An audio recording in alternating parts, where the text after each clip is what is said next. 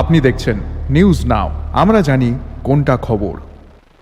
ভারত বাংলাদেশ সীমান্তে ফের এক বিএসএফ জওয়ানের মৃত্যুতে ছড়িয়েছে চাঞ্চল্য।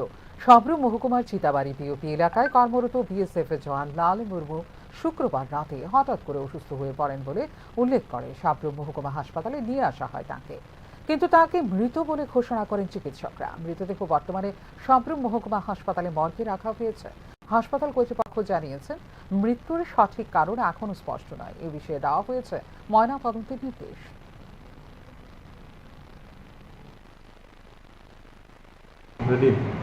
আমি ডক্টর প্রীতম দাস, সাবরুম হসপিটালের ইএমও। তো আজকে সকালবেলা আপনার 7:20 নাগাদ একটা পেশেন্ট এলো ব্রডডেড। বিএসএফ, ওনার নাম লালু মুর্মু, চিতাবাড়ি বিওপি থেকে এসেছে। তো আমরা ব্রডডেডই পেয়েছি। আসার পরে আমরা ইসিজিটিও করে দেখেছি এবং পিউপিল দেখলাম, রেসপিরেটরি দেখলাম, কোনো কিছুই নেই। তো আসার আগে, আমাদের হসপিটালে আসার আগে ওনার মৃত্যু হয়েছে। আমরা যথারীতি সরকারি নিয়ম মেনে হসপিটাল লোকাল পিএসকে জানিয়ে দিয়েছি।